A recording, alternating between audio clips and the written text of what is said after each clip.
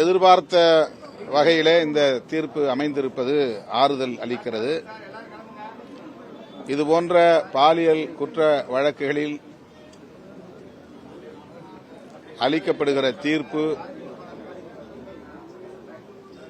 பெண்களுக்கு பாதுகாப்பை உறுதிப்படுத்துவதாக அமைகிறது.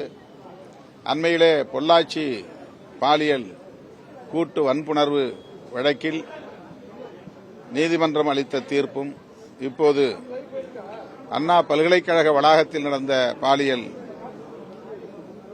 குற்றச் செயலுக்கான தீர்ப்பும் நீதிமன்றத்தின் மீதான நம்பகத்தன்மையை பெருக்கி இருக்கிறது, மேலும் உறுதிப்படுத்தி இருக்கிறது.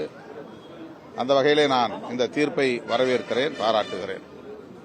சார் இப்ப ஆதவ அர்ஜுனும் புஷ்யானந்தும் ஒரு பெரிய கட்சி தலைவரை ஒருமையில பேசுறாங்க, அது எப்படி சார் பாக்குறீங்க? அதற்காக வருந்தி அவர் பதிவிட்டிருப்பதாக பார்த்தேன். மிக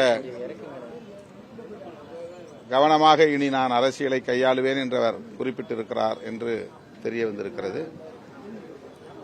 ஆள் இருந்தாலும் இல்லாவிட்டாலும் அவரவருக்குரிய மரியாதையை கொடுத்து உரையாடல்களில்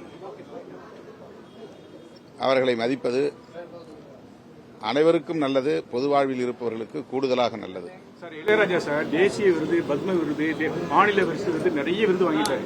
அவருக்கு அதிகபட்ச இந்திய உயர்வு விருதுனா பாரத ரத்னா விருது கொடுக்கணும் ரசிகர்களுடைய ஆதரவா இருக்கு. உங்களுடைய கருத்து அதை பற்றி? நாங்கள் ஏற்கனவே இந்த கோரிக்கையை இந்திய ஒன்றிய அரசுக்கு வைத்திருக்கிறோம். பாரத ரத்னா விருது பெறுவதற்கு முழுமையான தகுதி படைத்தவர். அவருக்கு இந்திய ஒன்றிய அரசு உரிய வகையில் அங்கீகாரத்தை வழங்கும், பாரத ரத்னா விருதினையும் உரிய காலத்தில் வழங்கும் என்று நான் நம்புகிறேன். வழங்க வேண்டும் என்று வலியுறுத்துகிறேன். செய்திகளை உடனுக்குடனும் துல்லியமாகவும் தெரிந்து கொள்ள சப்ஸ்கிரைப் பண்ணுங்க.